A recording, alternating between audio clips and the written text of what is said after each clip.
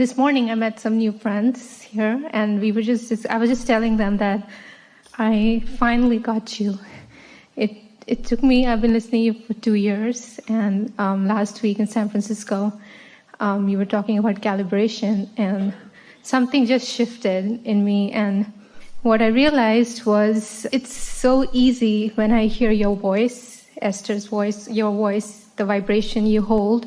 And if I just listen without even knowing the words you're saying sometimes to people, just the energy alone, the resonance of it is everything for me.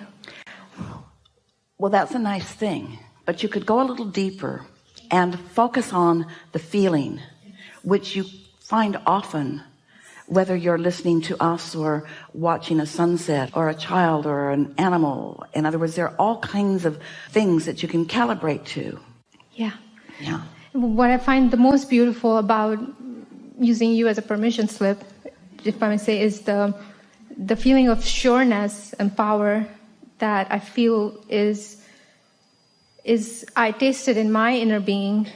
That's just reflected here so strongly whenever I hear you. The thing that I wanted to ask about that, which is really important for me, is now that even if I don't listen actively or I'm not here, it's just that voice comes in my head and helps me, like, immediately. Like, it's like that, like something changed. So what happened is, it doesn't matter how it happened, but you practice the calibration of your source enough that now it's dominant within you. That's the nice thing about this. Once you understand a few basic laws of the universe, and once you understand what your emotions mean, which are your indicators to help you to calibrate, then you've got it. And then it doesn't matter where you are or what the conditions are around you. You know what the feeling is, and you can calibrate. Yes. It's a funny thing, because we've been teaching meditation as the most powerful tool for calibration, because when you quiet your mind, you stop thought, and when you stop thought, you stop the attraction of other hindering thoughts. And when you're not doing any of that, your vibration rises. You allow yourself to naturally calibrate to your inner being. Now let's talk about that in relationship to what we just said to you here today. Your source energy, your inner being, is gathering the cooperative components. So if you've quieted your mind, you are no longer an uncooperative component. And so now your inner being, and you are essential to this equation because you are the one that did the asking. And so in the moment that you stop resistance, you become drawn in as a cooperative component, and your vibration rises. When your vibration rises, what you just described happens to you, because the mind of your inner being is now your mind. In other words, it just flows seamlessly from that knowing right into your translation process. Yes, I totally feel that. Yeah. You were talking about getting ahead of it, and I wanted to use an example. Talking about getting out ahead of it, rather than walking into something and then having the discomfort of having to overcome the situation. If you're out ahead of it, when you walk into it, there's nothing to overcome, because it doesn't get you down. That's true. That's true. Speaking of meditation, before I started listening to you, I was into non-duality, different types of meditation techniques and things, which have been very helpful.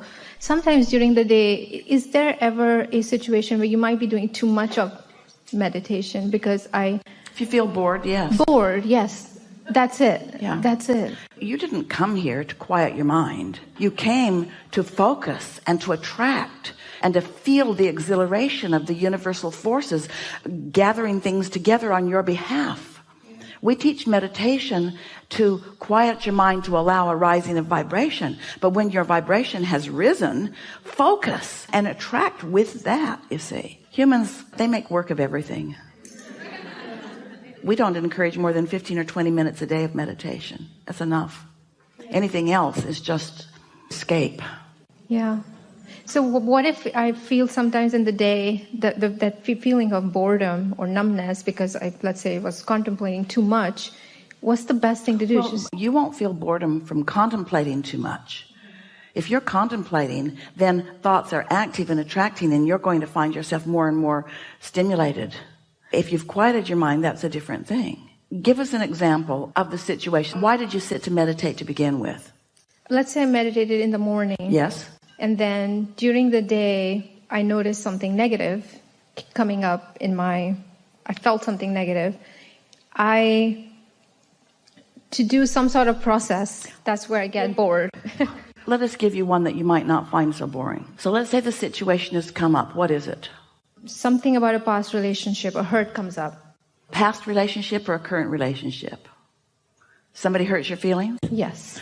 What we've been encouraging Esther to do, get a notebook, one that opens easily, that lays flat when you open it. And on the left side of your page, just make a brief statement of what happened. So the situation is, what happened? My partner hurt my feelings. My partner hurt my feelings. About? They let the relationship go too soon. And I feel rejected. I feel rejected. It's not active right now, but I feel rejected and misunderstood. Misunderstood. I wish he would have given it a chance. All right. Disregarded, misunderstood. That's pretty strong. What this means is something has triggered these thoughts about this situation. And without even realizing it, you are now using this situation for calibration. And you're calibrating, which is being described by words like dishonored or disrespected or misunderstood. And it doesn't matter how often that happened or how big or small a piece that was in your overall life. When you're focused upon it, you're calibrating to it and away from your inner being who would never calibrate to that. Does that make sense? Yes. So that was really brief. You did that in about less than a minute usually. You made your statement, you said how you felt, and then you turned to the other side of this page. Now, on the other side of the page, right at the top of the page, however, I dominantly feel about my life these things. So by moving over there quickly, how do I really feel? Do I feel misunderstood in life in general? Do I feel heard by the universe? Yes, very. Emphatically. So I feel heard. I am blessed. I feel blessed. I feel like I'm known. My world goes well. And just with that little bit of turning of attention to who you really are, you've laid new claim to who you really are, and you've put that in the perspective of something that is insignificant and that doesn't matter. In other words, you chose what you're going to calibrate to.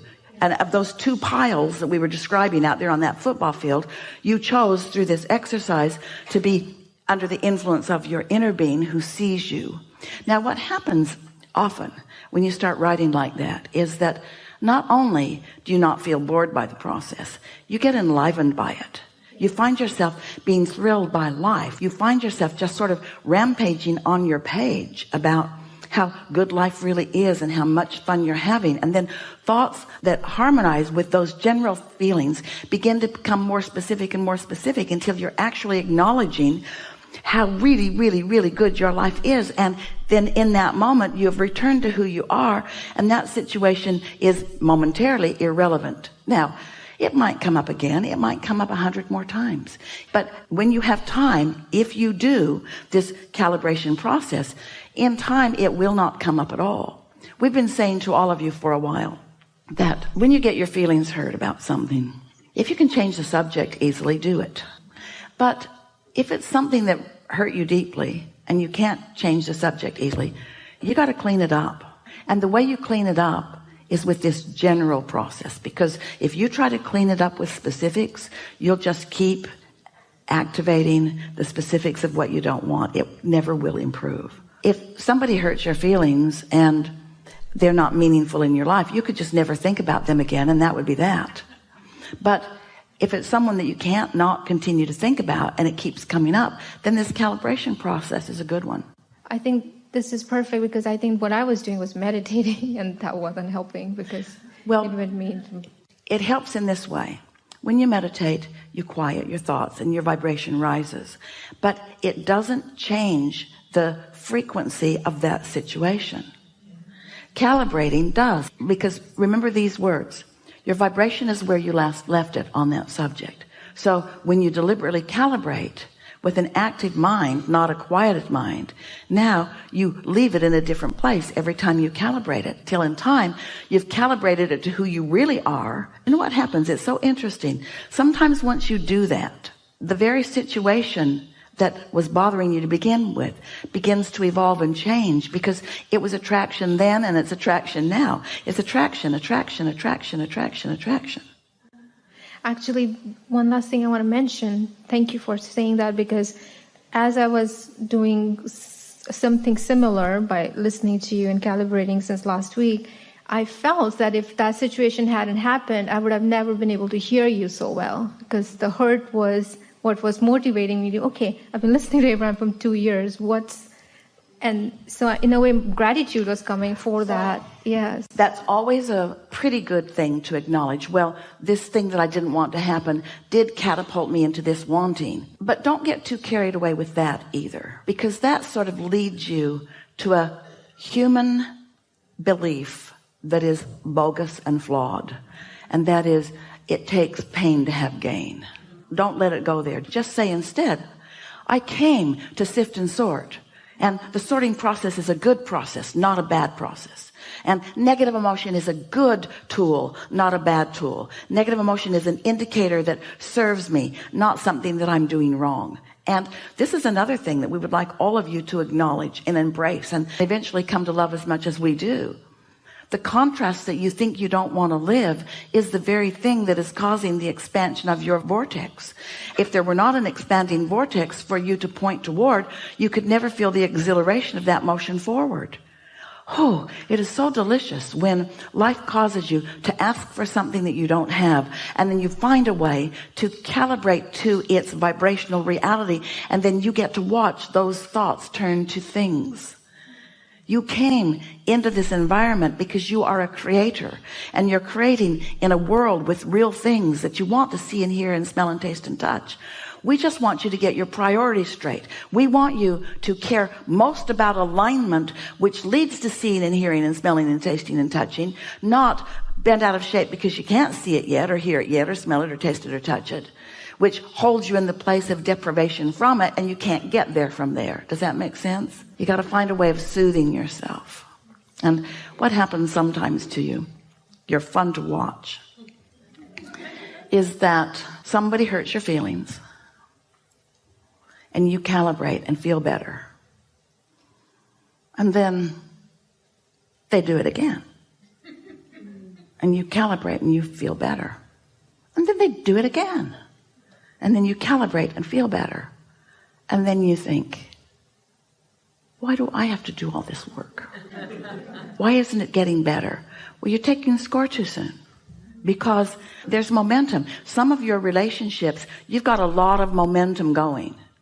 And so it takes a little while. If you saw someone on a ski slope, lost control, tumbling, not skiing anymore, tumbling down the slope, and you see it and you just yell, stop!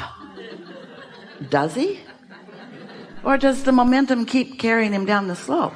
Now, eventually he will stop. Maybe a broken pile. Eventually he will stop. And then that's the time for calibration. After you're back on your feet, don't try to calibrate in the middle of a tumble. Just relax and let the momentum take you where it's going to take you. But if you keep tumbling over the same thing over and over again, we'd calibrate it. We would. And then we would take joy in our personal awareness of its evolution. Yeah. Good? Thank you. Really good.